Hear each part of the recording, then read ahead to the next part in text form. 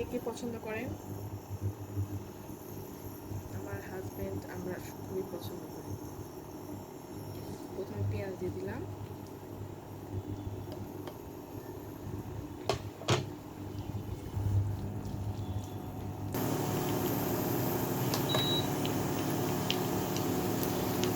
পেঁয়াজটা একটু বাদামি কালার, মানে হালকা সোনালি কালার হয়ে গেছে। এখানে অল্প একটু রসুন বাটা দিব। রসুন বাটাটা দিয়ে জাস্ট একটু নাড়াচাড়া করবো, হালকা নাড়াচাড়া করে। পাওয়ারটা একটু কমিয়ে দিচ্ছি। পাওয়ারটা কমিয়ে দিলে ইন্ডাকশনে কষানোটা একটু ভালো হয়, তাছাড়া লেগে ধরে পড়ে যায়। এখন আমি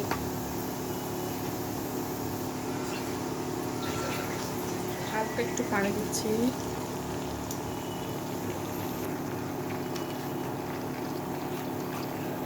মরিচ গুঁড়া, হলুদ গুঁড়া, যেগুলো 1 চামচ হলুদ গুঁড়া দিচ্ছি,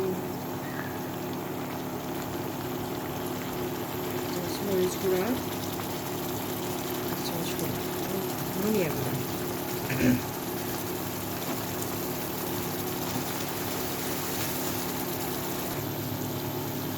একটু জিরা গুঁড়া দিলাম, বেশি না, অল্প একটু, 1/2 চামচের মতো, 1/2 টেবিল চামচ, 1/2 চা চামচ। একটু লবণ দিলাম পরিমাণ মতো।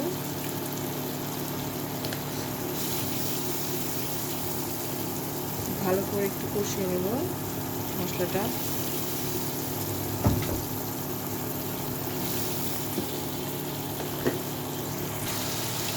মশলাটা কষানো হয়ে গেছে, এবারে বিচিগুলো দিয়ে দিব, শিমের বিচি।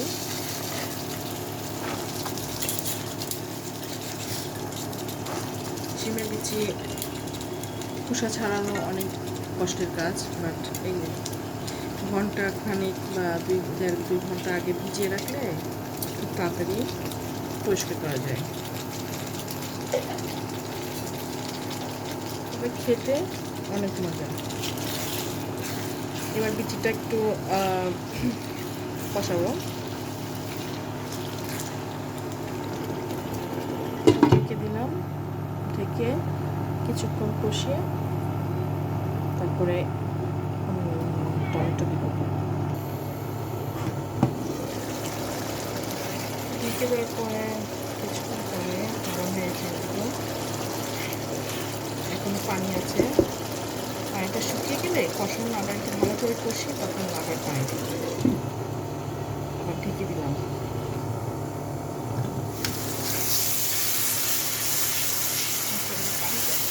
পানিটা শুকিয়ে গেছে এখন।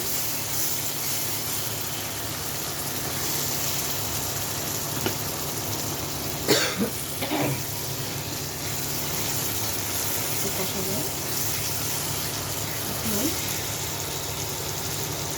কিছু টমেটো দিব।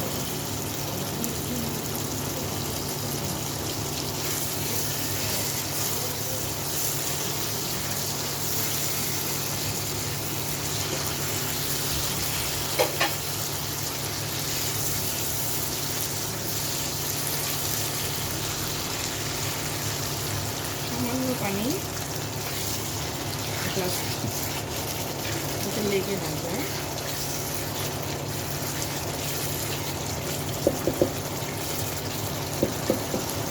আর একটু দিতে দেবো।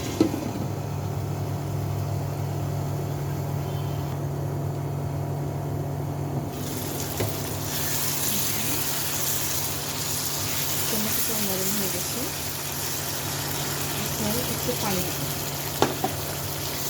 কষানো শেষ।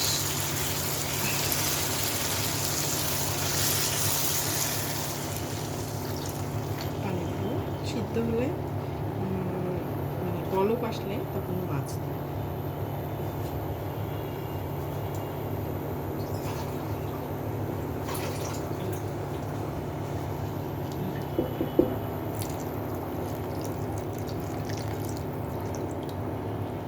সিদ্ধ হতে একটু সময় লাগবে।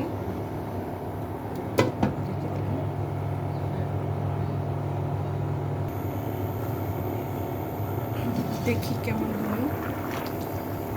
বিচিগুলো এখন সিদ্ধ হয়নি, মানে 50% 50% হয়েছে। এখন মাছগুলো দিয়ে দিই।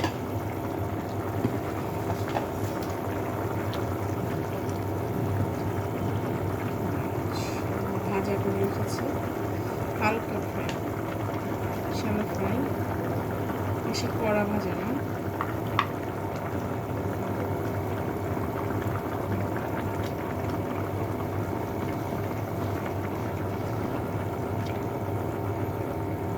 এই দুটো একটু কড়া হয়ে গেছে, এগুলো আগে ভাজা ছিল। আবার ঢেকে দিব।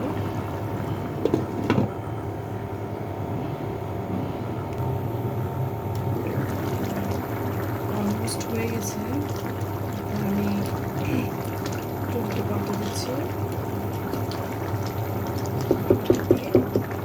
জাস্ট ধনে পাতাটা একটু ছড়াই।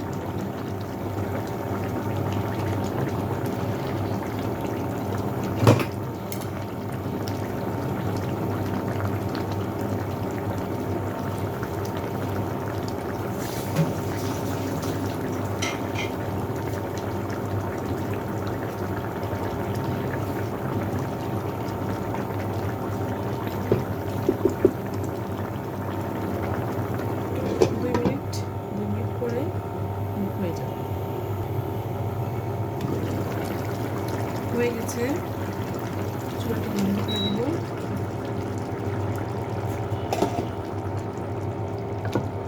কালারটা তো দেখেই বুঝতে পারছেন কতটা সুন্দর হয়েছে। গরম গরম ভাতের সাথে খুবই মজাদার একটা রেসিপি, এটা ট্রাই করে দেখিয়ে। শিমের বিচি, এটা চিংড়ি মাছ দিয়েও করা যায়, শুটকি দিয়েও করা যায়, তাজা চিংড়ি, অনেক বড় বড় গলদা চিংড়ি, এগুলো দিয়েও করা যায়। সেক্ষেত্রে মানে মাছ না ভাজলেও হয়, কিন্তু মাছ, বড় মাছ যেমন রুই মাছ, কাতল মাছ বা অন্য কোনো মাছ হলে একটু ভেজে দিলে এটা ভালো লাগে খেতে। খুবই সুন্দর হয়েছে। ভালো থাকবেন সবাই। আসসালামু আলাইকুম।